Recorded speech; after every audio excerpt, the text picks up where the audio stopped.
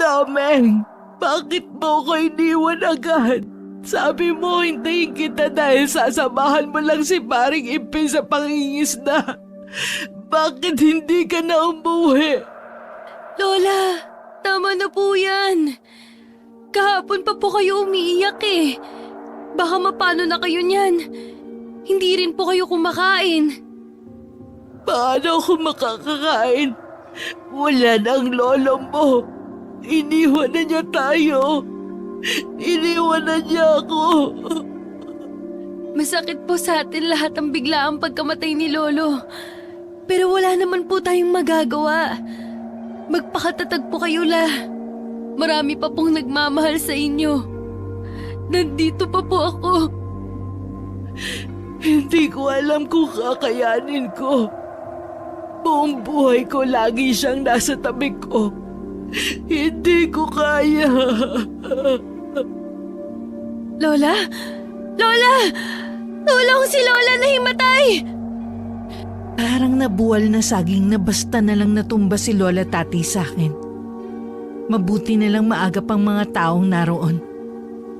Nahalos kamag-anak lang din namin. Binuhat ni Chong ang Lola. Saka dinala sa silid. Sumunod naman ang iba pa naming kamag-anak at pinaypayan ng Lola. Ilang sandali lang, nagkamalay na rin siya. Muli na naman siyang umiyak na umiyak. La, tumahan na po kayo. Pilitin niyo rin pong kumain para hindi kayo manghina. Mabuti nga para sumunod na rin ako kay Dameng.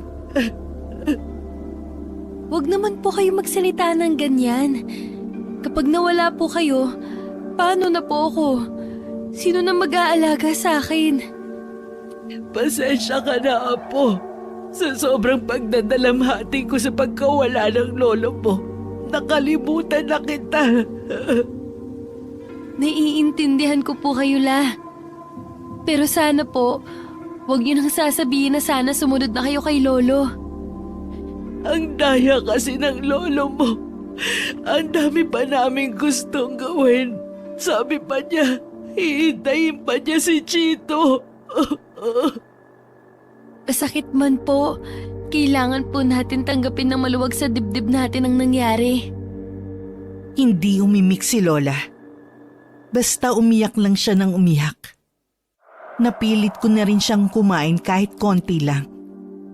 Hindi pa niya nakakalahati ang pagkain. Umayaw na agad siya. Kahit anong pilit kong dagdagan niya ang kinain, ayaw na talaga niya. Pilit lang niyang tinutulak ang plato palayo. 5 araw lang ibinurol si Lolo Domeng.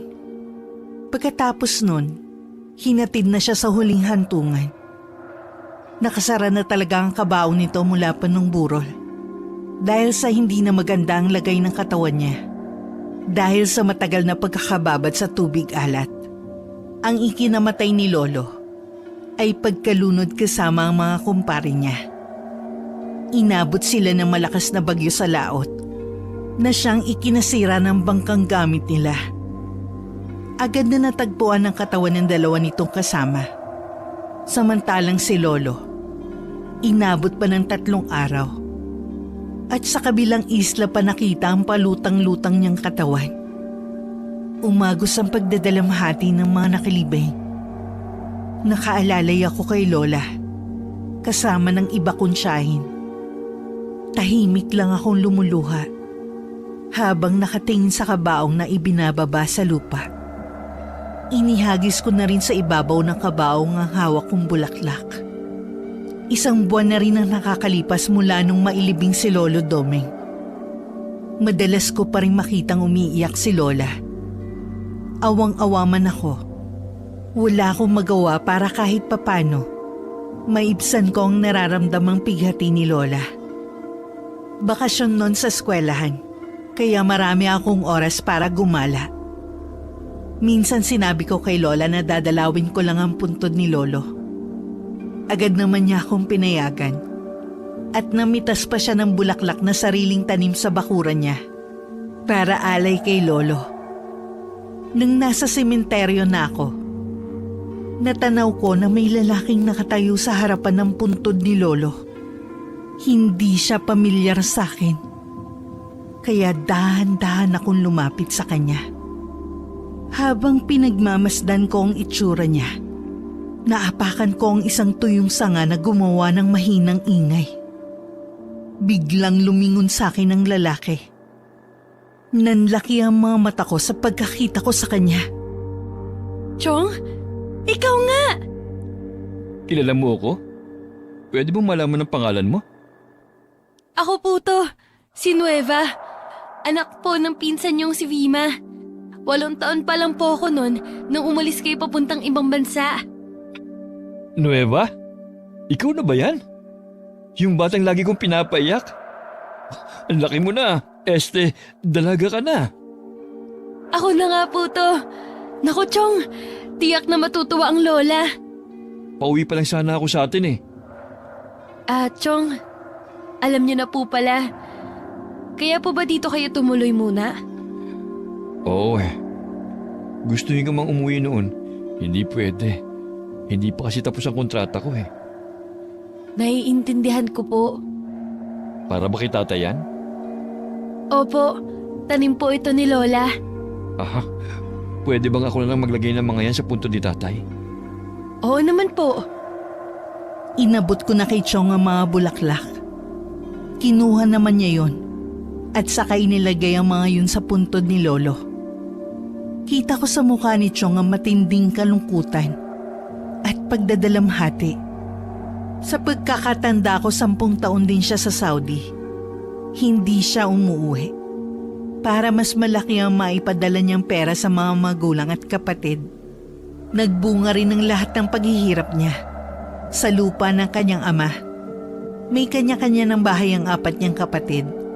Napag-aral din niya ang mga to para makakuha ng magandang trabaho. Puro guro sa bayan ang mga trabaho ng mga kapatid niya. Maganda at malaki na rin ang bahay ng mga magulang niya. Masasabi ko na naging mabuti at mabait si Chong sa kanyang pamilya. Sayang nga lang, hindi na siya nahintay ni Lolo. May iba ka pa bang pupuntahan? Wala naman po, Chong. Dito lang talaga ang sadya ko. Mabuti nga po naisipan kong dalawin si Lolo. Kung ganun, umuwi na tayo. Mukha kasing ulan eh. Sige po. Habang naglalakad, dun ko lang napansin na may nakaparada palang tricycle sa tabi ng daan. Napansin ko na may mga maleta at kahon sa likod at hanggang sa loob. Sa likod ng driver na ako sumakay, habang si Chong sa loob ng tricycle. Pagkatapos ng 20 minutos, nakarating na kami sa bahay. Gulat na gulat si Lola Tati nang makita si Chong. Napapaiyak pa nga siya habang palapit si Chong sa kanya. Agad na nagyakap ng mahigpit ang mag-ina. Mabuti naman umuwi ka na, anak. Wala nang tatay mo. Hindi ka na niya nahintay pa. Sinabi nga po ni Kuya Rocco nang tumawag siya sa akin sa telepono. Patawarin niyo po ako kung hindi ako nakarating ng buro ni tatay. Hindi po talaga ako pinayagan ng boss ko kahit anong pakiusap ko. Naiintindihan naman yun ng itay mo. Ang importante, nandito ka na pagkatapos ng 10 taon. Sana naman ay dumito ka na, anak. Huwag ka nang aalis. Yun naman ang matagal ng hiling ng tatay mo. Hindi na po talaga ako aalis. Sayang nga po hindi na ako nahintay ni Itay. Hindi ko malang siya naiyakap kahit sa huling sandali. Natigil lang ang malungkot na usapan ni na Lola at Chong nang biglang sumugod ang mga kapatid ni Chong at ilan naming kamag-anak. Lahat sila niyakap si Chong at kinumusta. Halos hindi na nga siya makita dahil sa pagdagsa ng mga kamag-anak na gusto siyang kumustahin. Kilala kasi si Tio Chito na mabait at matulungin. Sa pagkakaalam ko, halos lahat ng kamag-anak namin natulungan niya sa pera o sa pag-aaral sa mga anak nila. Maging ang mga kapitbahay na nakakakilala kay Chong ay pumunta rin sa bahay namin. Lahat din ng kamag-anak at kaibigan ay binigyan din niya ng mga pasalubong. Nung gabi parang piyesta sa bahay. Maraming ipinaluto na pagkain at biniling alak si Chong.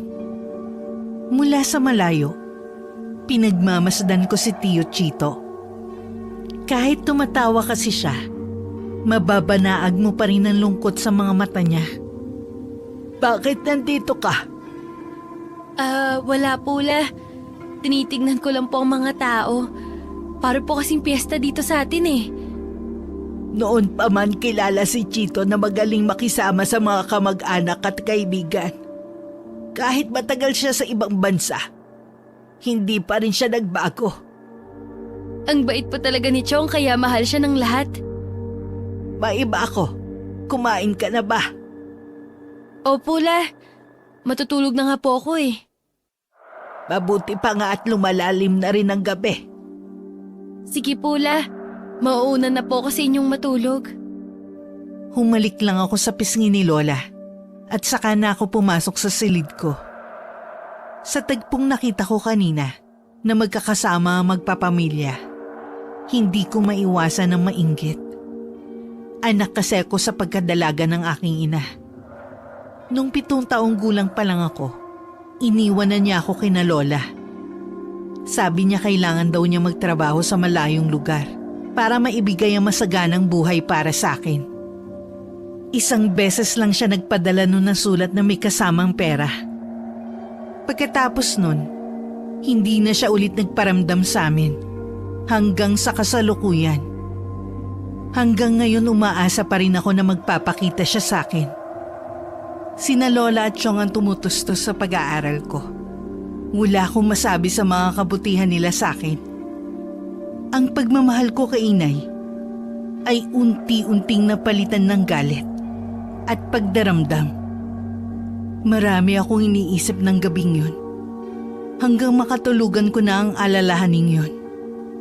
Kinabukasan paglabas ko ng bahay, nagkalat ang mga basyo ng bote. Agad ko na rin yun itinabi at nagwalis na rin ako. Gising na rin ng mga oras na yun si Lola. Nasa kusina siya at nagluluto ng almusal namin. Nang pumasok ako sa loob ng bahay, nadatnan ko na dun si Chong. Kasalukuyan siyang nagkakape. Ang aga mo namang gumising. Hindi katulad ng ibang kaedad mo na tinatanghali sa higaan. Nasanay na po kasi ako, Chong. Kahit kailan hindi niya pinasakit ang ulo ko. Napakabait na bata at masipag pa. Matalino rin sa klase nila. Salamat nga pala, Nueva. Lagi ka nandyan para kay Inay. Nabanggit niya na ikaw lagi ang umaalalay sa kanya eh. Wala po yun, Chong. Sila na po ni Lolo ang tinuturing kong pangalawang magulang ko. Mahal na mahal ko po sila. Ang swerte naman namin sa'yo. May balita ka pa sa nanay mo? Naku, wala na po eh. Hindi na rin po ako maasa na magpapakita pa siya sa akin. May ilang taon na rin pong nakakalipas. Kung talaga magpapakita siya, sana noon pa. Ay, intindihan kita. Pero sana wag mo munang husga ng nanay mo. Kung sakali magpapakita siya balang araw, hayaan mo siya magpaliwanag kung bakit hindi ka na niya nagawang puntahan dito. Opo, nanay ko pa rin naman po siya. Nakikita ko na magandang pagpapalaki siya ni na Itay at Inay. Oo naman po. Binusog nila ako sa pangaral at pagmamahal. Kaya nga po hindi ko naramdaman na may kulang sa pagkatao ko. Kaya po kahit wala po si Inay, hindi ko na rin po hinahanap ang presensya niya. Hindi na nag-usisa pa si Chong tungkol kay Inay. Maya-maya lang, naghain na si Lola Tati ng almusal namin. Kaya natigil lang kwentuhan namin. Pagkatapos naming mag-almusal, nagpunta si Chong sa iba naming kamag-anak na hindi nakapunta kagabi. Nung bandang hapon naman, may mga kaibigan siyang dumating galing kabilang isla. Kaya naman nagpaluto siya kay Lola. Nasa balkonahe ako ng bahay at sila naman ay nasa ibaba. Kaya naman dinig na dinig ko ang kanilang usapan. Nakapukaw sa akin ng pansin nang sabihin ng isa sa mga kaibigan ni Chong ang tungkol sa isang babaeng nagngangalang Gracia. Agad namang iniba ni Chong ang pinag-uusapan nila. Tila ang pagbanggit sa pangalan ng babaeng yun ang nagbigay ng kakaibang atmosfera sa paligid. Nawala kasi ang masayang kwentuhan at kantsawan sa kanila. Mula nang dumalaw ang mga kaibigan ni Chong galing sa kabilang isla, napansin kong tila laging naglalakbay ang isip niya. Madalas ko rin siyang makita na nakatingin sa labas ng bintana at malalim ang iniisip. Kahit si Lola, napapansin na rin siya. Meron ka bang dinaramdam, Chito? Ha? Wala po, Nay. Kahit matagal kang nawala sa piling namin ng itay mo, kilala pa rin kita. Alam kong merong bumabagabag sa'yo. Tungkol ba ito sa trabahong iniwan mo sa ibang bansa? Hindi po tungkol sa trabaho ko na iniwan. Maayos ko pong natapos ang kontrata ko sa boss ko. Kung ganon, tungkol saan ang gumugulo sa isip mo? May kinalaman ba ang pagdalaw ng mga kaibigan mo na taga-ibang isla? Sa dati mo bang nobya na iniwan mo noon? Nay, wala po talaga. Iniisip ko lang kung anong pwede kong gawing negosyo ngayong nakabalik na ako. Yun ang pong iniisip ko. O sige, basta kapag may problema ka, huwag kang magdadalawang isip na magsabi sa akin, ha? Nandito lang ako at handang makinig. Opo, Nay. Minsan narinig kong nag-uusap sina Lola at Tio Chito. Sinasabi ni Chong na gusto niya magtayo ng maliit na negosyo sa kanilang baryo. Para kahit papano, may mapagkuhanan kami. Sa totoo lang, halos lahat ng bangkan de motor na ginagamit ng mga bayaw niya sa pangingisda ay galing sa pera ni Chong. Ang tanging naipundar niya na masasabing kanya ay ang pinagawa niyang bahay na tinitirhan namin. Ano bang negosyong naiisip mo? Nakita po kasi akong bakanting lote dito sa lugar natin nung isang araw habang naglalakad-lakad ako. Iniisip kong bilhin tapos doon ko ilalagay ang mga kulungan ng baboy. Ah, pag-aalaga ng baboy ang gusto mo. Maganda yung naiisip mo. Kaya lang po wala akong masyadong alam eh. Madali na lang pag-aralan niya ang kung gugustuhin mo. Oo nga po tsaka marami naman siguro pong tutulong sa akin kung sakali. Oo naman, nandyan ang mga kapatid mo, pinsan at bayaw. Pwede kang humingi sa kanila ng payo o tulong. Tutulungan ko din po si Chong. Kapag wala akong pasok sa eskwelahan, pwede akong tumulong sa pagpapakain at paglilinis sa mga kulungan. Talaga? Salamat, Nueva ha. Dahil sa suporta niyo ni Nanay lumalakas ang loob ko na ituloy ang plano kong negosyo. Siyempre naman, susuportahan ka namin sa lahat ng gusto mo. Chito, matanong ko nga pala, wala ka bang nobyang naiwan mo sa ibang bansa? Wala po, Nay. Puro lang ako trabaho doon. Ganun ba? May balak ka bang mag-asawa kung sakali? Hindi ko po alam Kung sakali naman po na hindi na ako makapag-asawa, nandyan naman kayo ni Nueva Mas gusto ko pa rin na magkaroon ka ng sarili mong pamilya. Hindi habang buhay nandito ako. Si Nueva naman, may posibilidad na kunin siya ng nanay niya. O di kaya makapag-asawa. Ayoko na maiwan kang mag-isa. Ipaubahin na lang po natin sa Panginoon kung ano man po ang plano niya sa akin. Sa bagay nga, siya lang ang nakakaalam sa mangyayari sa atin. Nang sumunod na mga araw, inaasikaso na ni Tio Chito ang lupang gusto niyang bilhin. Malayo na yun sa kabahayan, kaya naman akma yun sa gusto niyang negosyo. Walang magrereklamo ng mga kapitbahay. Dahil 1 linggo na lang ang bakasyon ko, sinulit ko na yun. Pagkatapos kong tulungan si Lola sa gawaing bahay, nagpaalam na ako na pupuntahan lang ang kaibigan ko. Agad naman akong pinayagan ni Lola. Alam kasi niya na uuwi din ako bago dumilim. Malapit sa sementeryo ang bahay ng matalik kong kaibigan na si Susie. Naging malapit kami sa isa't isa. Dahil bukod tanging kaming dalawa lang ang nagpatuloy sa aming pag-aaral sa kolehiyo. At pareho pa kami ng kurso. Kahit 2 taon ang agwat ni Susie sa akin, hindi yun naging hadlang para mas maging malapit ako sa kanya kumpara sa kaedaran ko. Nang malapit na ako sa bahay ni na Susie, Napasulyap ako sa isang bahay. May kalayuan yun sa bahay ng kaibigan ko. Ayon sa kanya, nag-iisa lang daw ang nakatira sa bahay na yun at isang albularyo. Sa tinagal-tagal ko nang pumupunta kina Susie, kahit minsan hindi ko pa nasisilayan man lang ang nakatira sa bahay na yun. Dahil sa abala ko sa kakaisip sa nakatira sa bahay na yun, hindi ko namalayan na nasa harapan na pala ako ng pinto ng bahay ni na Susie. At bumukas yun. Kanina ka pa ba dyan? Ha?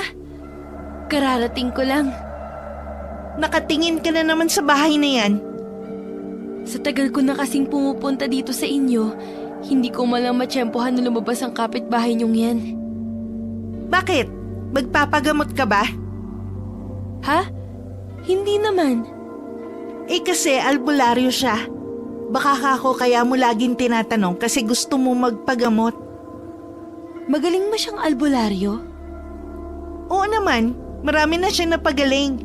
Minsan nga, galing pa sa ibang isla ang mga nagpapagamot sa kanya. Bakit ngayon wala yata ang mga tao na nagpapagamot? Biyernes kasi ngayon, kapag ganitong araw, hindi talaga siya nanggagamot. Hindi ko alam kung anong dahilan niya. Ah, ganun ba? Oo, mabuti pa pumasok ka na.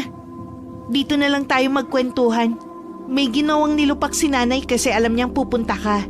Para meron daw tayong merienda. Siya nga pala. May dala rin akong tsokolate. Hiningi ko kasi yan kay Chong. Sabi ko ibibigay ko sa'yo. Nabalitaan nga namin na dumating na pala siya. Kaya ba matagal ka bago pumasyal ulit dito? Oo, lagi kasing may bisita sa amin. Nahihiya naman ako umalis. Marami laging ligpitin sa amin. Wala naman ibang gagawa kundi kami ni Lola. Sabi nga ni tatay sadya daw talagang mabait at galante yung tiyo Chito mo. Sinabi mo pa. Nung bagong dating nga siya hindi maubos-ubos ang mga dumarating na kaibigan at kamag-anak namin. Parang pestahan sa dami ng pagkain na pinapaluto. Talaga? Ang saya naman sa inyo. Ikaw pa naman magkaroon ng galante at mabait na tiyuhin. Wala nang sasaya talaga. May pagmamalaki kong wika kay Susie. Marami pa kaming pinag-usapan. Tungkol kay Tito Chito lahat. Dahil nawili kami sa walang katapusan na kwentuhan, hindi ko na namalayan ang mabilis na takbo ng oras.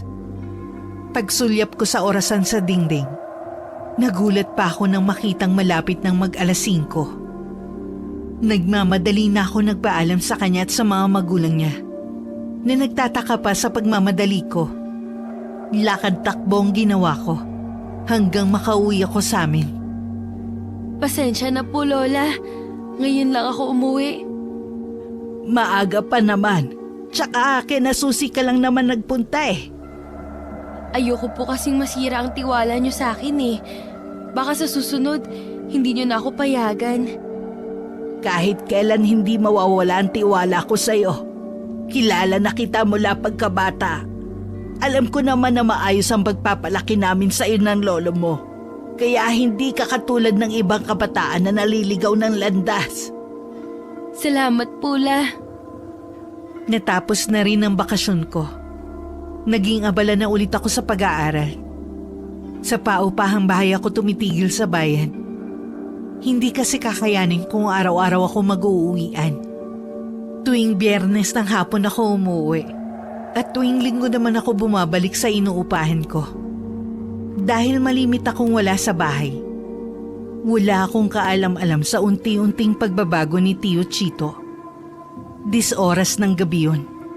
Hindi pa rin natutulog si Lola Tati. Hindi pa kasi umuwi si Tio Chito. Hindi rin kasi siya nagpaalam kung saan pupunta. Halos maidlip na sa upuan si Lola sa paghihintay sa anak. Nagulat pa si Lola nang biglang bumukas ang pinto ng bahay at pumasok si Chong. Bakit ngayon ka lang, iho? Kanina pa ako naghihintay sa'yo. Pasensya na po, Nay. Napasarap lang po ang kwentuhan namin ng mga kaibigan ko Hindi ko na namalayan ang oras. Kumain ka na ba? Oho, tapos na po. Tara na pong matulog. Sige na, mauna ka nang pumasok sa silid mo. Sige po, Nay. Matulog na rin po kayo. Masama na sa inyo magpuyat. Nang humakbang si Chong papasok sa silid nito, nasundan na lang siya ng tingin ni Lola. Ngunit biglang natigilan si Lola nang mapansin niya ang anino ni Chong. Napaantanda pa siya. Sabay usal ng panalangin na sana mali lang siya nang nakita. Nang gabing yon, hindi nakatulog si Lola sa kakaisip sa nakita niya sa anino ni Chong. Iniisip niya na baka guni-guni lang niya yon. O baka naalimpungatan siya dahil sa biglang pagdating ng anak niya. Biyernes ng hapon nakauwi na ako sa amin. Naabutan ko pa si Lola Tati na tila malalim ang iniisip. Kaya hindi napansin ang pagdating ko. Nasa harapan na kasi niya ako.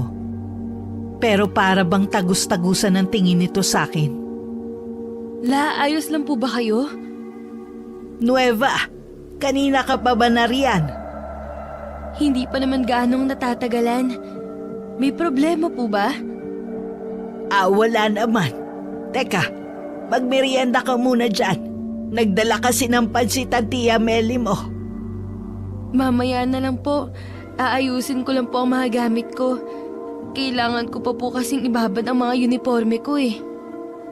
Hanggang sa makatalikod ako, wala akong narinig na tugon kay Lola Tati. Pinagkibit-balikat ko na lang ang inaasal ni Lola.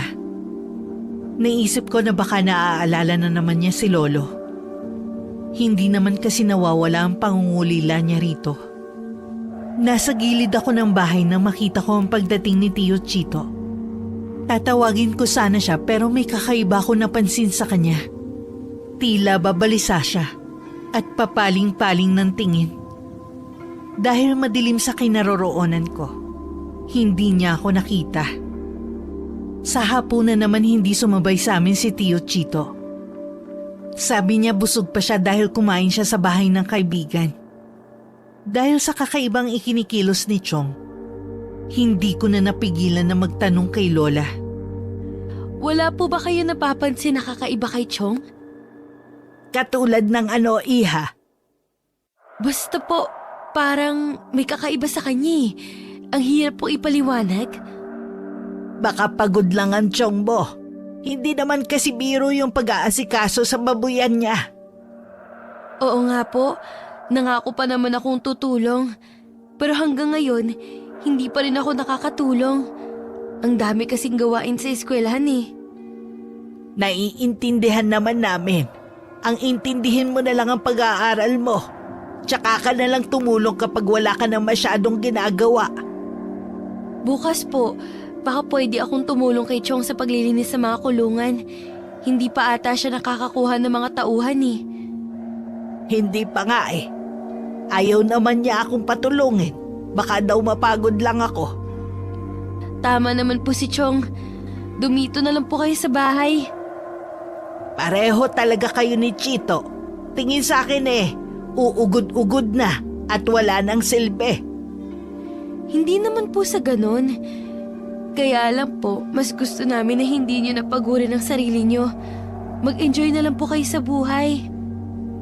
Nang mga sumunod na araw, nalaman na lang ni Lola Tati na ipinaubaya na muna ni Chong ang babuyan niya sa isang kaibigan na nakatira sa kabilang isla. Malimit daw kasing sumakit ang ulo ni Chong. Mas gusto raw nito magpahinga muna sa bahay. Mabuti pa siguro anak magpatingin ka na sa doktor. Wala lang po ito, Nay. Sakit lang po ito ng ulo. Mawawala rin to. Napapansin ko rin kasi ang pagbaba ng timbang mo. Mabuti nang maagapan kung meron kang karamdaman. Sa sobrang kakaisip lang po ito ng pinasok kong trabaho, makakabawi din po ako. Huwag na po kayo mag-alala. Baka mamaya kayo naman ang magkasakit. Pero anak, Ayos lang po talaga ako, Nay. hindi na rin naman nagpumilit pa si Lola Tati. Nawala na rin naman ang kanyang pag-aalala kay Chong. Nang sumunod na araw kasi, naging masigla na rin siya at naging magana rin kumain. Pero wala kaming kamalay-malay ni Lola na sa kabila ng kasiglahan ni Chong, meron ng masamang nangyayari sa kanya na kahit si Chong, hindi yun alam. Naging maayos naman ang babuyan ni Tio Chito, kaya lang hindi sang-ayon ng mga kapatid niya na sa ibang tao niya ipagkatiwala ang pamamahala sa babuyan niya. Iisa kasi ang sinasabi nila. Hindi daw mapagkakatiwalaan ang kaibigan nito. Dapat daw sa kamag-anak na lang nila ipinamahala. Isang araw, hindi na nakatiis na maglabas ng saloobin si Chong kay Lola. Bakit ba ganyan ang mga kapatid ko? Pati pagdidesisyon ko sa babuyan ko, pinakikialaman nila. Wala ba silang tiwala sa akin? Hindi naman sa ganon, iho. Nagmamalasakit lang sila sa'yo. Kilala kasi namin ang mga kaibigan mo pero ang isang to, ngayon lang namin nakilala. Matagal mo na ba siyang kaibigan? Kailan ko lang po siya nakilala. Sila ni Bayaw magkakilala talaga. Pero alam ko po na mabuti siyang tao at mapagkakatiwalaan. Minsan na po niyang niligtas ang buhay ko. Sapat na ba yon para ipagkatiwala mo sa kanya ang negosyo mo? Oo, alam ko po na hindi niya ako lolokohin. Kaya sana po, pagsabihan niyo yung mga kapatid ko. Huwag na po nila akong pakialaman pa. Huwag kang mag-alala, iho. Sasabihan ko sila para wala nang tampuhan na maganap. Sa paglipas ng mga araw, kapansin-pansin ang pagbabago sa ugali ni Chong. Madalas siyang nagiging bugnutin. Sa akin lang siya kalmado kapag kausap ako. Madalas tuloy na pangilagan na siya ng mga tao sa amin. Chong, pwede po bang pumunta ngayon sa babuyan niyo? Oo naman. Nabalitaan ko po kasi na nanganak na yung inahin ninyo. Sige, pumunta ka lang doon. Nandun naman yung kaibigan ko eh. Tanungin mo sa kanya kung nasa yung kulungan ng inahin na bagong panganak. Masaya ako na lumabas ng bahay. Magkikita rin kasi kami ni Susie at sabay na kaming pupunta sa babuyan ni Chong. Pagdating sa tagpuan namin, naroon na si Susie. Agad na rin kaming umalis. Sa magkasangang daan, ang kaliwa ay papuntang sementeryo. Ang kanan naman ay papunta sa babuyan ni Chong. Ilang minuto lang ang lakaran patungo ron. Pagdating doon, hinanap kagad namin ang kaibigan ni Chong. Pero hindi namin siya mahagilap. Ang laki naman pala ng lupang nabili ng tiyuhin mo. Pwede pa siyang magpatayo ng bahay niya dito eh. Sinabi mo pa, pero nasan kaya ang kaibigan ni Chong? Baka nandyan lang siya sa tabi-tabi. Baka nagpapakain ng mga baboy. Maglakad-lakad na lang muna tayo. Sige, baka makita rin natin ang kaibigan ni Chong. Agad namin nakita ang kulungan ng inahin kasama ng mga biik nito.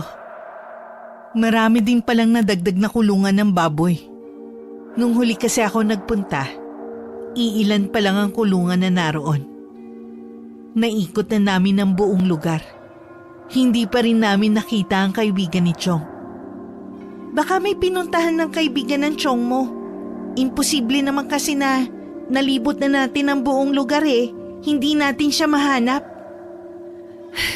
Baka nga, pero dapat hindi niya iniiwan ang lugar na to. Wala pa nga kasing nakukuha ng ibang tauhan si Chong. Wala daw magustuhan ng kaibigan niya. Mabuti pa umuwi na tayo. Tingnan mo oh, mukhang uulan na. Sige, tara na. Nang makaalis kami, tsaka naman lumabas ang kaibigan ni Chong na kanina pa pala nagtatago sa likod ng malaking puno. Matalim ang mga mata niyang nakatingin sa amin ni Susie habang naglalakad kami palayo.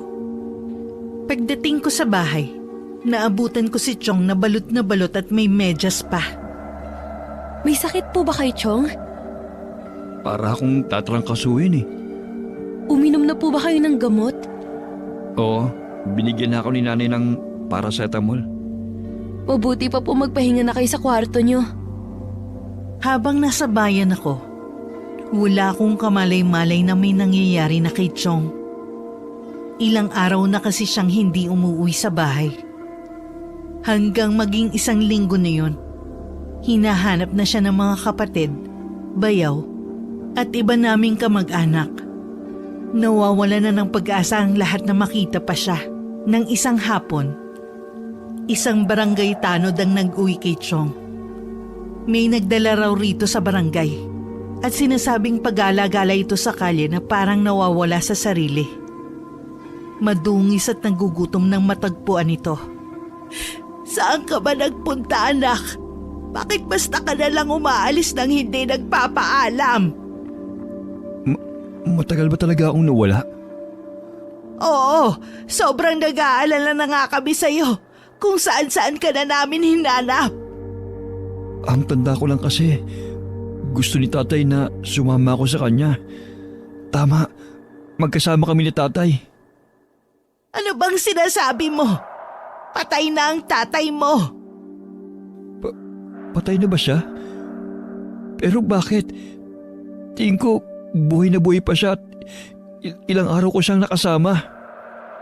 Hindi ko alam kung paano ipapaliwanag sa'yo, pero matagal na siyang patay. Baka namimiss mo lang siya kaya akala mo nakikita mo siya. Siguro nga po. Ang mabuti pa ay maligo ka muna. Ipaghahanda na rin kita na makakain. Nang gabing yun, habang mahimbing na natutulog si Chong, nag-usap-usap si Lola at mga tsuhin at tiyahin ko kung ano ang gagawin nila kay Tio Chito. Sa naging pag-uusap nila, lahat sumang-ayon na ipatingin sa espesyalista si Chong. Meron ding haka-haka na baka nakuha nito ang sakit nung nagtatrabaho pa siya sa ibang bansa. Kinabukasan, kasama ang bayaw at isang kapatid na guro, sinamahan nila si Chong sa pinakamalaking ospital sa bayan. Ngunit normal naman ang pagsusuri sa kanya. Wala daw itong diferensya. Nang maiuwi, naging normal naman ang kilos ni Chong ng mga sumunod na araw. Hindi ko alam kung bakit naiisip niyong may sakit ako eh. Hindi na niyo ako pag-iisipan ng kung ano-ano dahil mismong doktor na nagsabi sa inyo na wala akong diferensya. Huwag ka namang magalit. Nag-aalala lang ang mga kapatid mo sa'yo. Wala silang masamang intensyon. Hindi kaya ginagawa nila ito dahil galit sila sa akin? Dahil mas gusto ko sa ibang tao ipamahal ang negosyo ko? Hindi pa ba sapat ang mga ginawa ko sa kanila? Chito, hindi ganyan ang mga kapatid mo. Huwag mo naman sana silang sumbatan ng ganyan.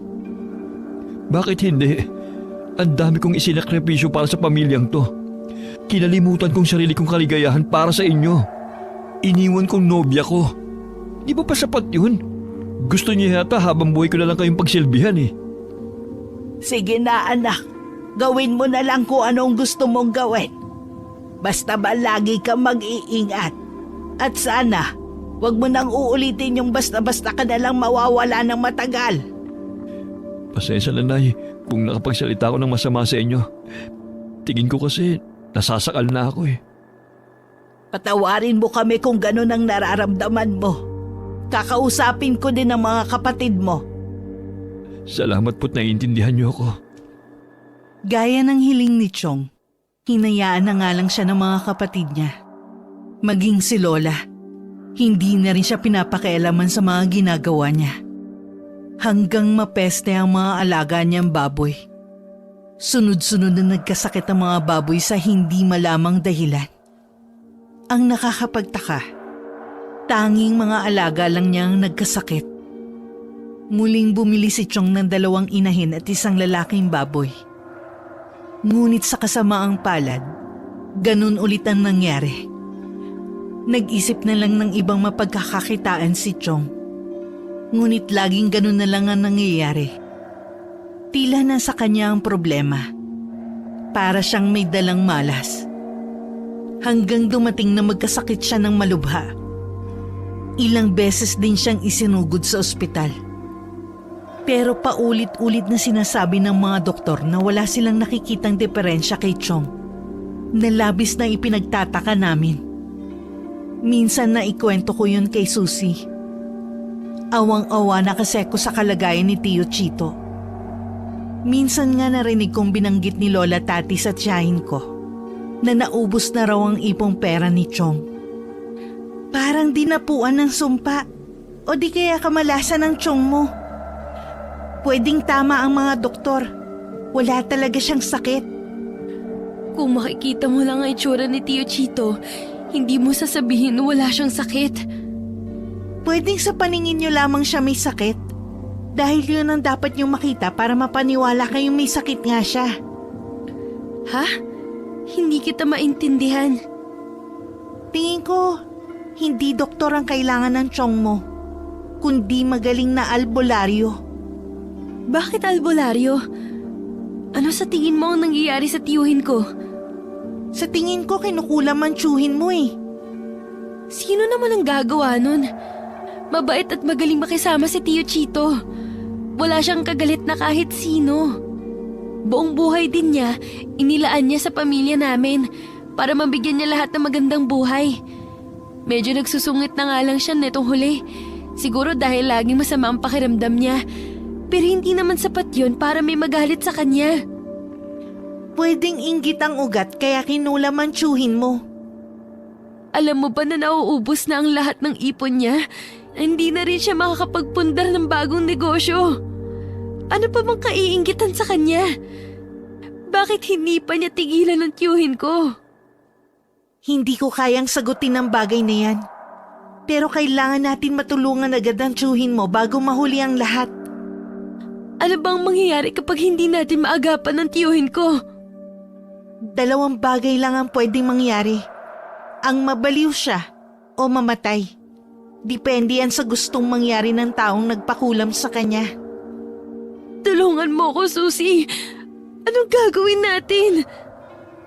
Nasa malapit lang ang taong maaaring makatulong sa atin. Ang kapitbahay niyo? Kaya lang araw ng Biyernes ngayon, hindi siya tumatanggap ng bisita. Di bale, puntahan na lang natin siya bukas. Ang importante, may naiisip na tayong solusyon. Umuwi na muna ako sa amin. Sinabi ko kay Susie na maaga akong babalik sa bahay nila. Pag-uwi ko, nadatnan ko si Chong na nasa sala. Masakit di umanon siya nito at hindi makakain. Uminom po kayo ng maligam-gam na tubig. Baka po nalamigan ng tiyan niyo. Teka lang po, ikukuha ko lang kayo. Salamat, Nueva. Mabuti ka pa. Kahit lagi akong galit, hindi pa rin nagbabagong trato mo sa akin. Naiintindihan ko naman po kayo eh. May sakit po kayo. Kaya siguro laging mainit ang ulo niyo. Mabuti ka pa. Kahit bata ka pa, malawak na ang pangunawa mo. Inumin niyo na po to, Chong. Sana po ay pilitin ninyong kumain para hindi kayo manghina. Pinipilit ko naman eh. Kaya lang, lalo akong nangihina. Hindi ko alam kung bakit. Chong, may itatanong sana ako sa inyo. Ano yun? May alam ba kayo na taong maaaring magalit sa inyo? O di kaya nais kayong paghigantihan? Wala eh. Bakit mo naman naitanong yan? Bahalang po makatulong sa inyo. Sa paano naman makakatulong ang sinasabi mo? Posible po kasing may kumukulam sa inyo. Ano? Imposibleng sinasabi mo, Nueva. Walang gagawa niya sa akin. Paano niyo po ipaliliwanag ang nangyayari sa inyo? Nakikita namin may sakit kayo. Pero ang tingin sa inyo ng mga doktor na tumitingin sa inyo, walang sakit. Hindi ko alam kung paano ipapaliwanag yan. Gusto ko po kayong gumaling na. Ayoko po na nahihirapan kayo ng ganyan. Ipasa Diyos na lang natin ang anumang nangyayari sa akin. Handa naman ako sa kung ano man ang magiging kapalaran ko eh. Dama ko sa mga salita ni Chong ang labis na kalungkutan ng mga oras na yun. Hindi ko tuloy maiwasan na mapaiyak na lang. Maraming tanong sa isipan ko. Bakit kung sino pa ang mabuti at mabait? Siya pa ang labis na pinahihirapan. Kahit walang pahintulot ni Chong, pumunta pa rin ako sa albularyo na kapitbahay ni na Susie.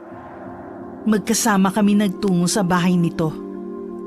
Nang magbukas ng pinto ang albularyo, namangha ako dahil sa itsura nito. Hindi kasi yun ang inaasahan kong makakaharap ko. Akala ko kapag sinabing albularyo, matandang lalaki o babae dapat. Ang kaharap ko ay halos kaidaran lang ng tiyuhin ko. Marahil matanda lang ng konti kay Chong. Matutulungan niyo po ba kami? Kailangan ko munang makita at masuri ang tiyuhin mo para malaman ko kung anong klaseng kulang bang ginawa sa kanya. Kaya alam po ayaw niyang pumunta rito. Hindi kasi siya naniniwala sa albularyo. Siguro po dahil matagal siya nagtrabaho sa ibang bansa. Bago ko gamutin ang tiyuhin mo, dapat bukal sa loob niya ang pagpapagamot sa akin. Mahirap kasing gamutin ng isang tao na hindi naniniwala na kaya ko siyang pagalingin.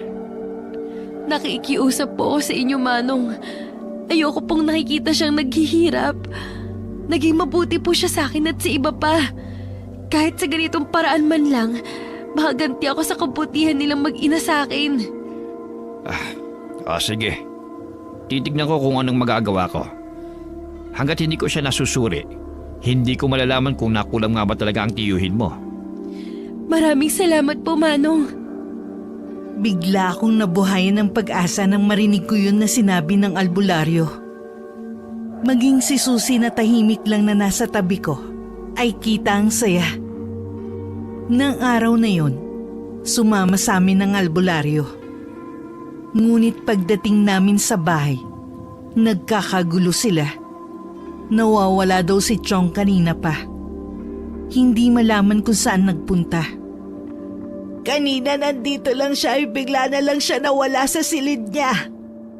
Sino po ang naghahanap sa kanya? Ang mga tiyuhin mo. Dumito ka na lang, Apo. Hayaan mo na lang sila sa paghahanap. Sige po, Lola. Siya nga po pala. May kasama po ako. Sino ang kasama mo, Apo? Isa po akong albularyo. Dito rin po ako sa baryo na ito nakatira. Kaya pala parang pamilyar ka sa akin. Ano ang kailangan mo sa amin? Albularyo ka mo? Nandito po ako dahil sa pakiusap ng apo nyo. Gusto niya pong suriin ko si Chito. Ganun ba? Pero narinig mo naman siguro, nawawala ang anak ko. Maghihintay po ako hanggang mamaya. Baka makita na rin siya. Hindi ko kasi alam kung papayag siya na magpatingin sa'yo. Hindi kasi naniniwala ang anak mo sa albularyo eh. Ganun po ba? La, subukan lang po natin. Baka si Manong Eman lang po makakatulong para gumaling si Chong. Baka kasi may kumukulam sa kanya. Sabi ng mga kapatid niya, baka nakuha ng Chong mo ang sakit niya habang nagtatrabaho siya sa ibang bansa. Wala naman po masama kung susuriin siya ni Manong Eman, di ba? Ay, wag na muna natin yan pag-usapan. Ang unahin muna natin ang hanapin ng Chong mo.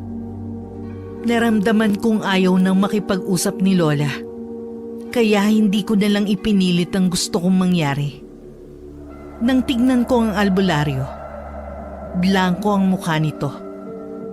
Ilang sandali pa, nagpaalam na rin siya na aalis na.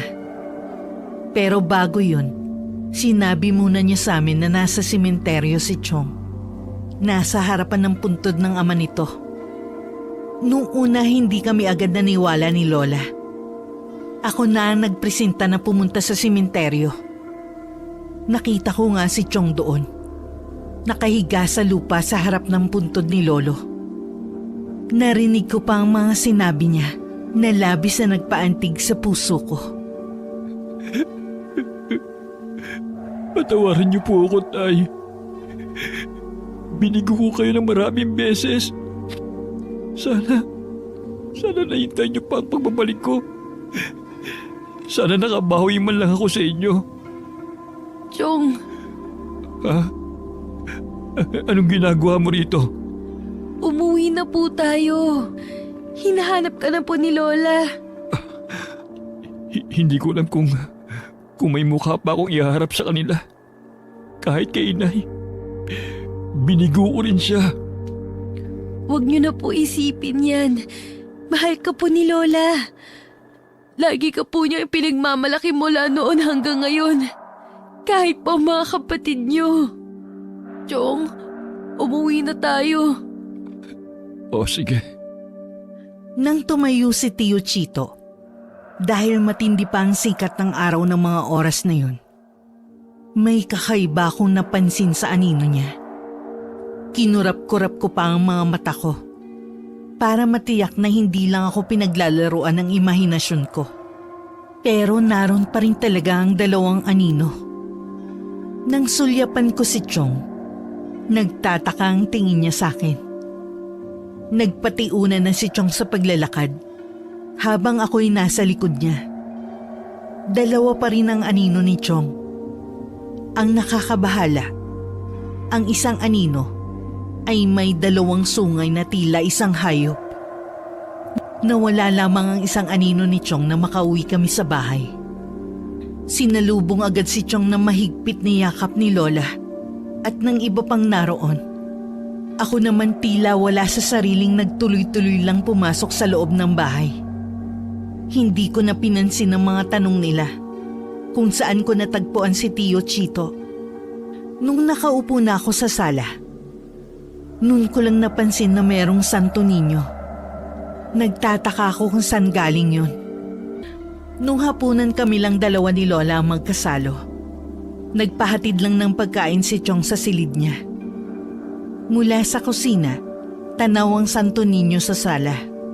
Kaya naalala ko yung tanungin kay Lola. La, saan po galing ang santo sa sala? Sa Tia Meli mo. Dito muna niya ipinalagay sa bahay natin. Ganun po ba? Lola, meron sana akong sasabihin sa inyo. Ano yun? Sa tingin ko po, kailangan na po natin ipagamot si Chong. Kanina po kasi, may nakita akong anino niya. Nakita mo rin? Kung ganon, hindi ko lang guni-guni yun.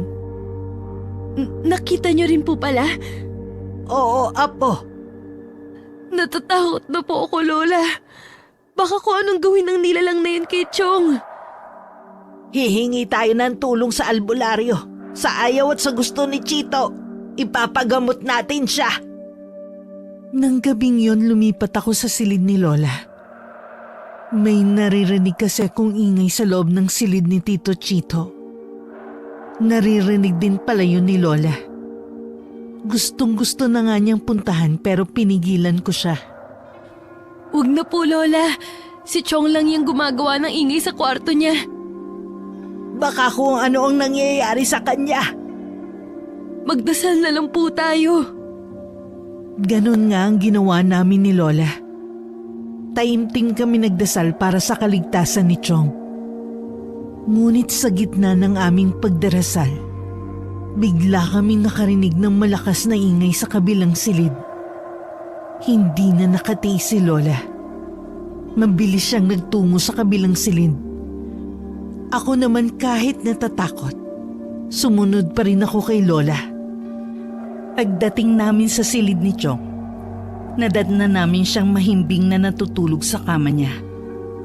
Maayos din ang buong silid nito. Nagkatinginan pa kami ni Lola Tati. Pareho ang laman ng isip namin kung saan namin naririnig ang ingay kanina. Pagtingin namin, nasa sahig na ang Santo Niño at basag na. Nakatingin lang ako habang itinatabi yun ni Lola. Bumalik na lang kami sa silid at pinilit makatulog. Kinabukasan, kahit puyat gumising pa rin si Lola para magluto ng almusal. Sabay naman kami nagising ni Chong. Ngumiti pa siya sa akin. Sa silid ka ba ni nanay natulog? Opo. Natatakot po kasi ako kagabi eh. Bakit? May nangyari ba kagabi? Pasensya na, maaga ako nakatulog eh. Kasi po, merong ingay na naririnig sa silid niyo. Pagpunta naman po namin, mahimbing kayong natutulog. Baka naman sa kapitbahay lang natin ang maingay na yon.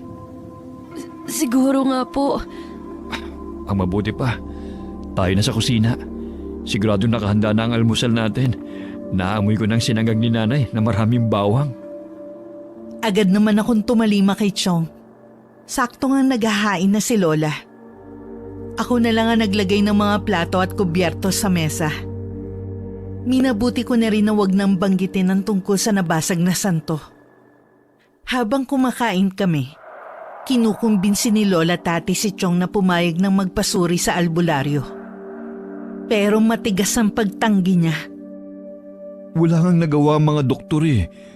Paano naman ako mapapagaling ng albularyo? Kaya nga walang makitang sakit sa iyo ang mga doktor. Baka albularyo makakatulong sa iyo. Respetuhin niyo po sana ang desisyon ko. Ayoko po magpatingin sa kung sino mang albularyo. Kasi anak, may napansin kaming kakaiba sa anino mo. Hindi pangkaraniwan. Ano pong ibig niyo sabihin? Meron pang ibang nilalangan nasa kwarto mo. Pareho namin yun nakita ni Nueva. Nay, huwag niyo pong takutin ang mga sarili niyo. Wala pong ibang nilalang sa katawan ko. Nakikiusap ako sa iyo, anak. Pagbigyan mo na ako. Bilang nanay mo, magpatingin ka na sa albularyo. Mangiyak-ngiyak na nun si Lola Tati. Pero hindi talaga niya napapayag si Chong. Gusto ko rin sana siyang kumbinsihin. Pero naisip kong hindi nga niya pinakinggan si Lola. Ako pa kaya na pamangkin lang niya. Nang mga sumunod na araw, kapansin-pansin ang paglubha ng karamdaman ni Chong. Makailang ulit pa rin siyang nagpatingin sa mga doktor. Pero ganun pa rin ang sinasabi nila. Wala silang makita na anumang sakit niya. Dumating ulit ang bakasyon. Umuwi muna ako sa amin para makasama sina Lola. Kahit ako nagulat sa itsura ni Chong.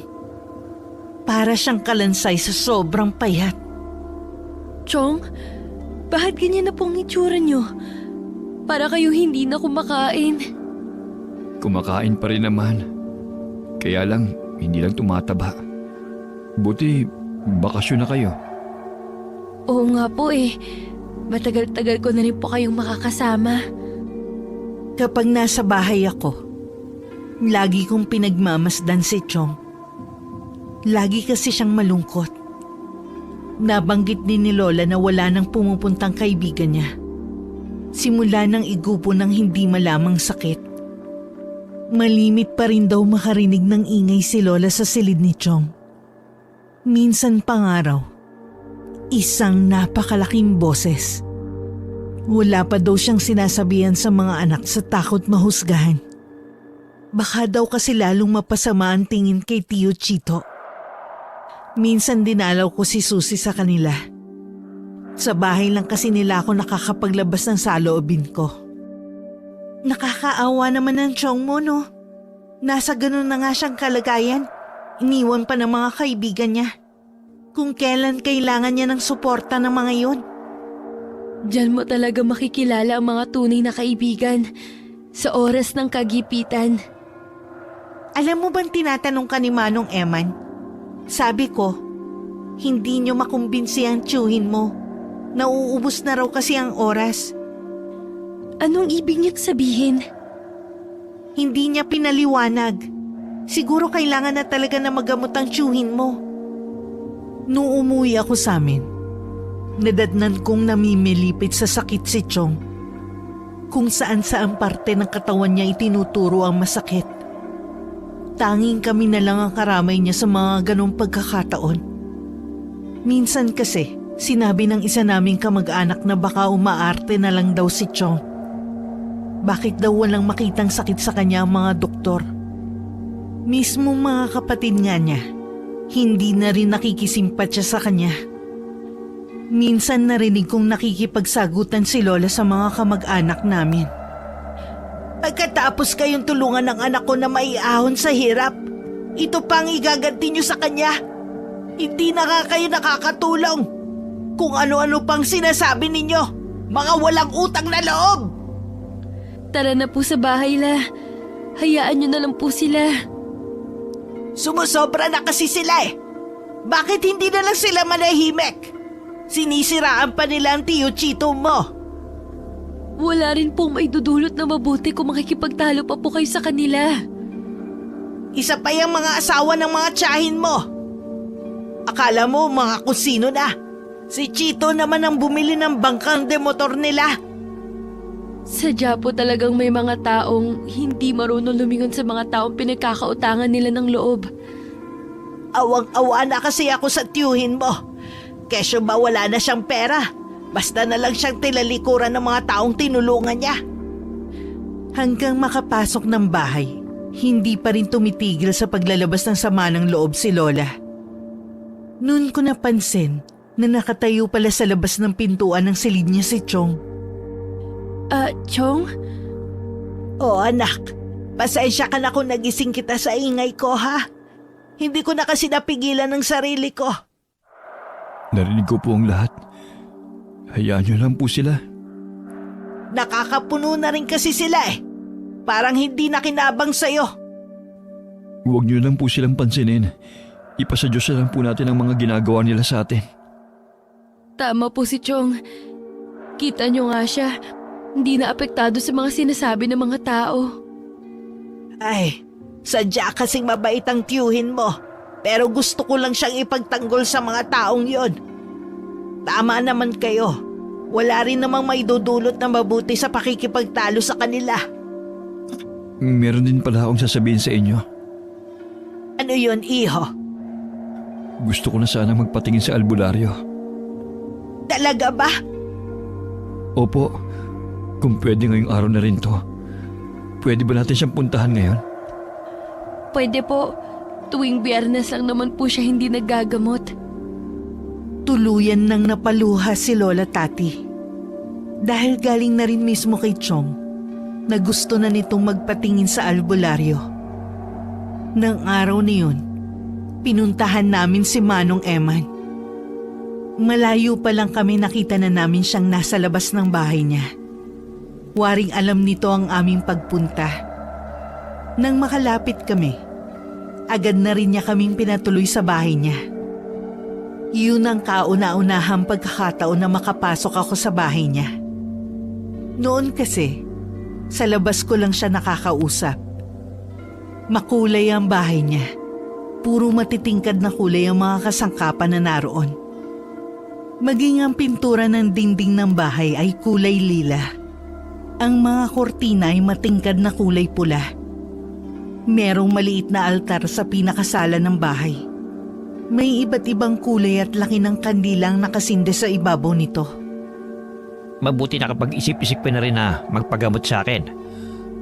Gusto ko kasing gumaling alang-alang kay inay at sa pamangkin kong si Nueva. Nauunawaan ko. Mabisa talagang dahilan ng mga mahal natin sa buhay para labanan ng mga pagsubok na dumarating sa atin. Sa tingin mo kaya kulang ang sanhi ng pagkakasakit ko? Yun ba kaya ang dahilan kaya hindi malaman ng mga doktor ang tunay kong sakit? Hindi lang basta kulam ang iginawad sa iyo ng taong yon. Matinding sumpa na hanggang kamatayan dadalhin mo.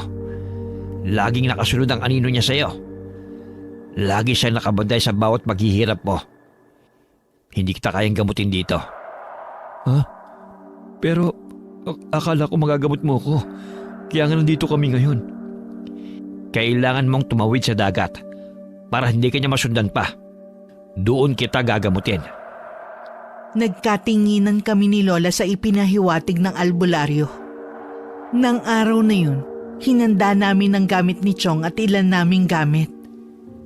Kahit kasagsagan ng sama ng panahon, pumalaot pa rin kami dahil sa utos ng albularyo. 4 na oras din kami naglakbay sa laot bago narating ang isang isla. Mahilo-hilo kami ni Lola dahil sa paglalaro ng malakas na alon sa bangka namin. Nang makarating kami sa isla, dun pa lang kami nakahinga ng maluwag. Payak lamang ang pamumuhay sa isla na yun dahil mga kubo lamang ang tinitirhan ng mga taga ron. Dinala kami ng albularyo sa isang kubo. Dito kita gagamutin, Kito. Bakit kailangan pang lumayo tayo? Dahil hindi makakatawid ang anino niya sa dagat kung hindi rin tatawid ang taong nagpakulam sa iyo. Wala pa rin ako maintindihan sa mga sinasabi mo eh. Hindi mo na kailangang unawain. Magtiwala ka lang na kaya kitang gamutin. Pinapasok na muna ng albularyo si Tio Chito sa nag-iisang silid na naroon.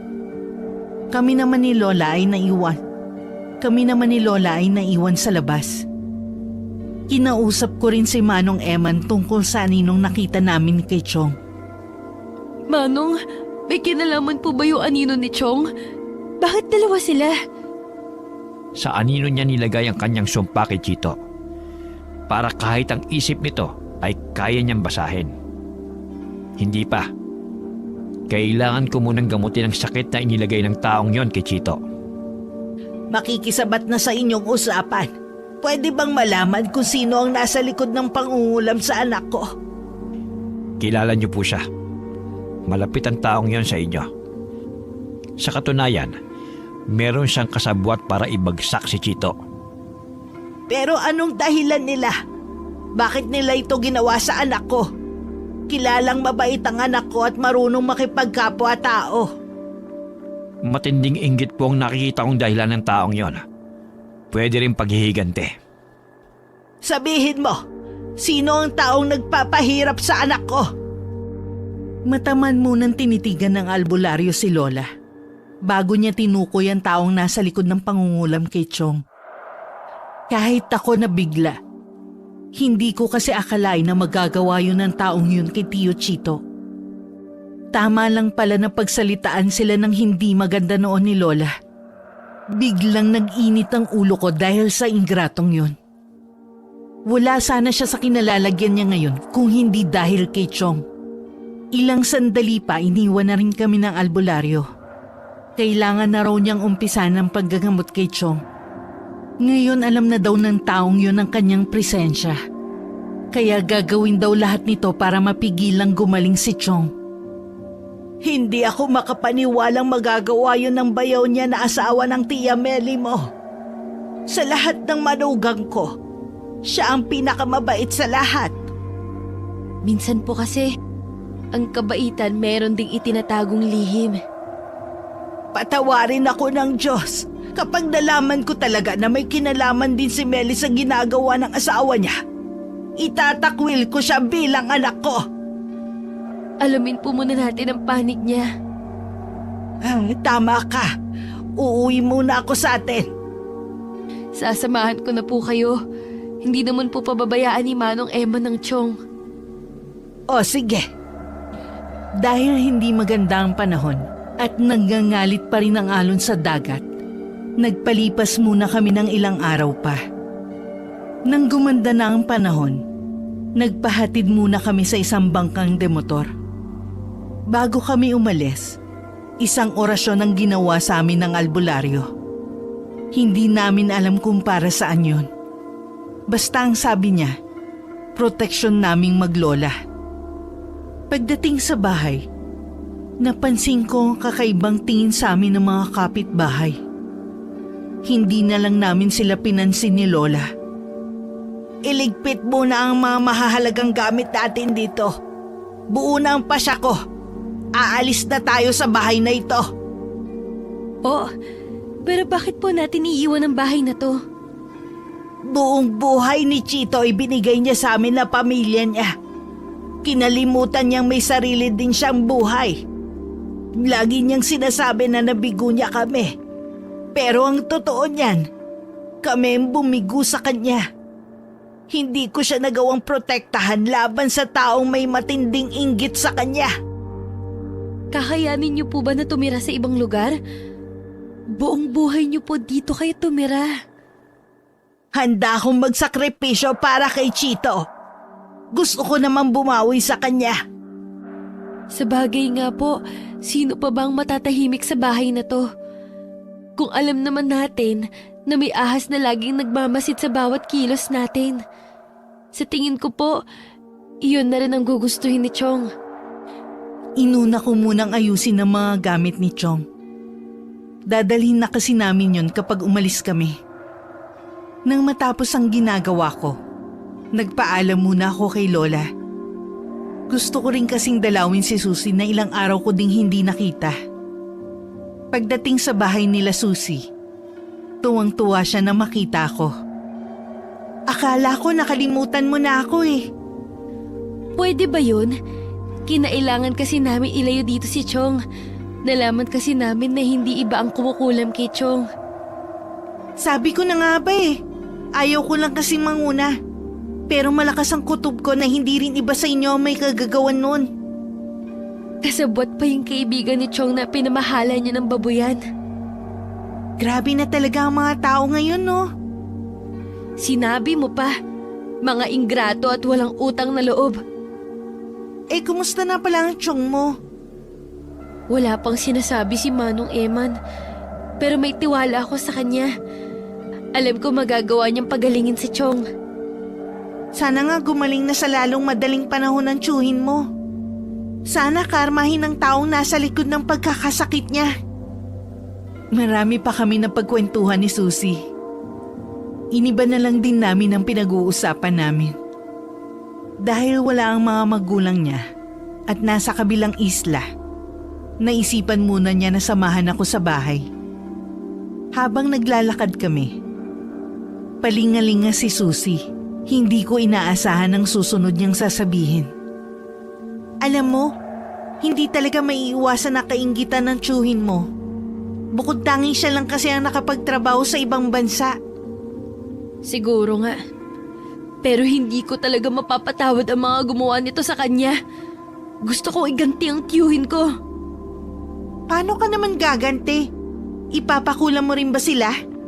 Mas patindi pa sa kulam ang gusto kong mangyari sa kanila. Para maranasan nila ang naramdamang paghihirap ni Chong. Naiintindihan ko ang galit mo, pero hindi tama na gumanti ka. Ipasa Diyos mo na lang ang kasamaan nila. Hindi sa lahat ng oras, ipinapasa Diyos na lang ang mga masasamang ginagawa nila. Nasasabi mo lang yan kasi galit ka. Huhupa din yan. Hindi na lang ako umimik. Hindi ko na lang sinabi ang naglalaro sa isipan ko. Mula nang malaman ko kung sino ang nagpakulam kay Chong, nabuo na sa utak ko ang paghihigante. Hindi ko nga lang alam kung paano ko sisimulan. Pagdating sa bahay, wala si Lola. Bigla akong kinutuban ng masama. Agad kong niyaya si Susie sa bahay ng isa sa kapatid ni Chong. Nadatnan nga namin doon na galit si Lola. Niyakap ko na siya sa bewang at pilit na pinapakalma. Demonyo ka! Pagkatapos ka naming tanggapin sa pamilya namin, pagkatapos kang tulungan ang anak ko at maging ang mga anak nyo, ito pa palang igaganti nyo! Tara na, Pula. Hayaan na lang natin sila. May karma rin sa mga katulad nila. Hayaan mo muna ako, Nueva.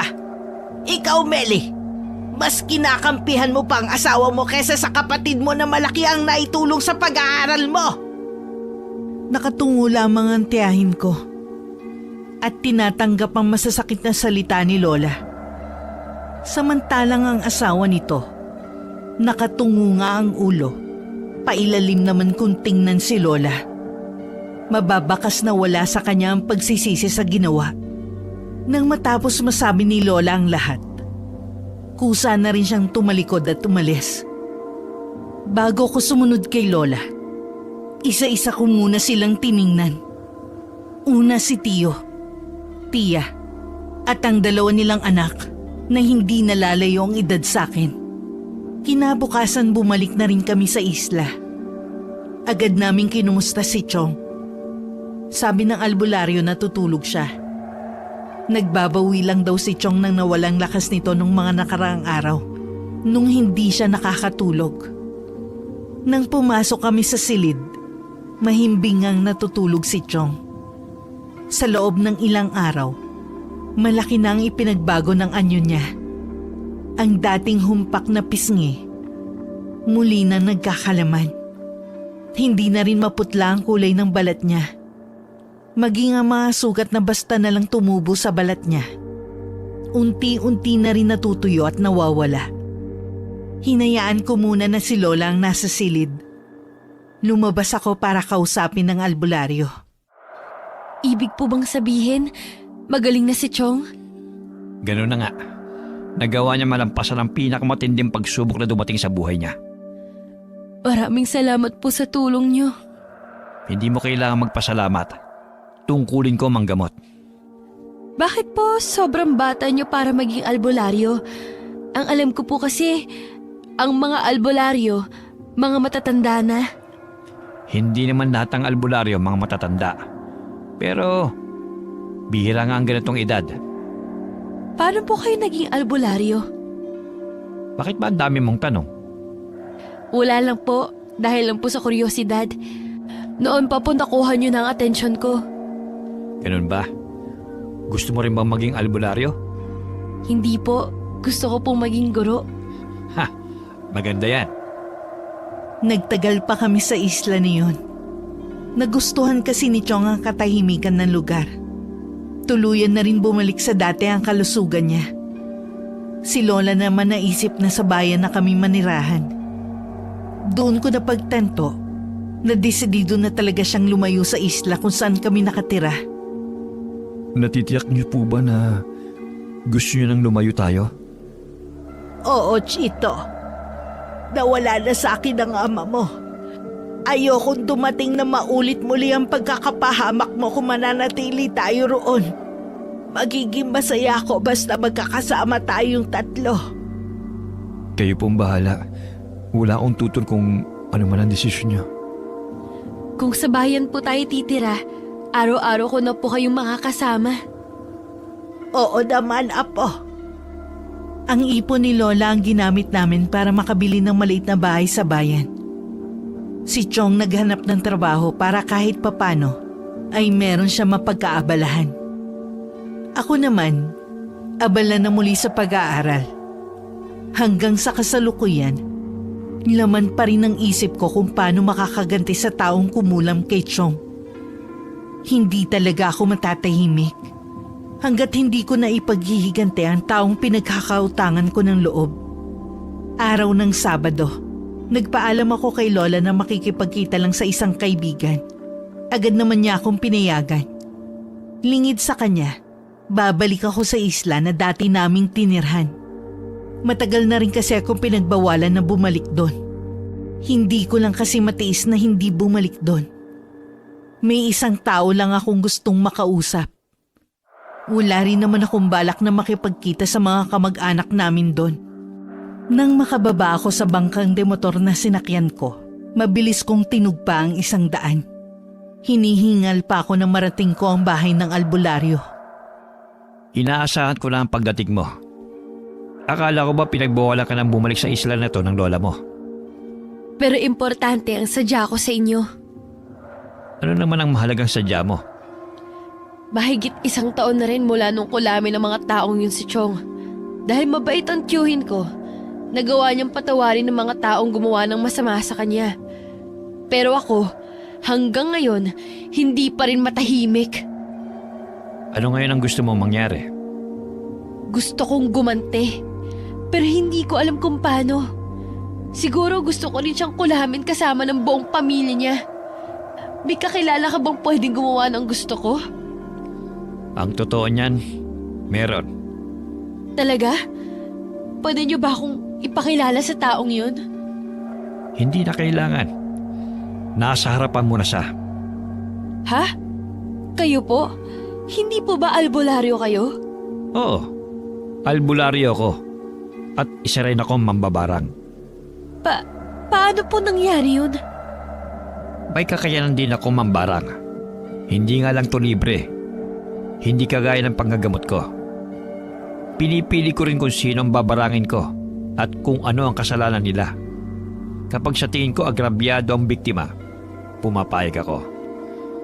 Para na rin naipaghiganti ko ang mga naaapi ng walang kalaban-laban. Pwede mo bang barangin ang kumulam kay Tio Chito? Sigurado ka? Di ba kapamilya mo sila? Iyon na nga eh. Kapamilya nila si Chong. Pero nagawa nila ang bagay na yun sa kanya. Sa kabila ng kabutihan niya sa kanila. Gaya ng sinabi ko, hindi libre ang pambabarang ko. May pera ako. Matipid ako kaya naiipon ko ang baon na binibigay sa akin ni Lola. Kung ganon, payag na ako. Hindi ko na napigilan ng mapangiti ng pumayag si Manong Eman. Hindi niya sinabi kung kailan niya isasagawa ang pambabarang sa bayaw ni Chong. Maghintay na lamang daw ako. Tsak naman daw na makakarating sa akin ng balita. Makalipas lang ang 3 araw, isang taga-Islam pumunta sa bahay. Sinabi nito na patay na daw ang asawa ni Tia Meli. Tila daw binarang ang lalaki. Dahil di umano sa mga insekto na lumabas sa katawan nito. Dahil anak ni Lola si Tia Meli, napilitan kaming umuwi sa isla para makiramay. Nang makita ni Tia Meli si Lola, agad siyang yumakap at umiyak sa balikat ng ina. Kasalukuyang kami magkatabi ni Chong, habang kausap ni Lola ang mga anak niya. Karma na po siguro sa kanya ang nangyari.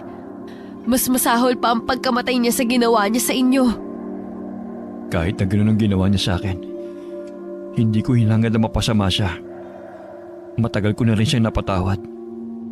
Hindi ko maiwasan ang lihim na mainis kay Chong. Imbis na kasi matuwa siya, bakas pa sa mukha niya ang kalungkutan. Tumagal lang ng 3 araw ang burol. Kinailangan na kasing ilibing agad ang labi. Dahil sa kakaibang amoy na lumalabas sa nakasara nitong kabaong.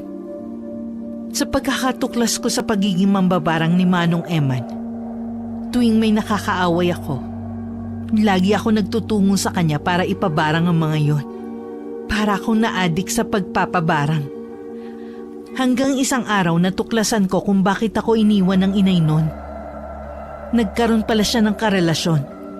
Hindi alam ng lalaki na may anak siya. Kaya naman inilihim niya ang tungkol sa akin. Sa takot na matuklasan ng lalaki ang tungkol sa akin, mas pinili niyang abandonahin ako. Mula sa mga lumang gamit, nakita ko ang nag-iisang larawan na naiwan sa akin. Nanlisik ang mga mata ko sa pagkakatingin ko sa larawan. Nang araw na yun, nagpaalam ako kay Lola. Sabi ko pupunta lang ako sa isang kaibigan. Lingid sa kanya, babalik ako sa isla, sa bahay ni Manong Eman. Gusto ko na rin kasing tuluyang matuldukan ang kaugnayan ko sa aking ina. Wakas. Dameng,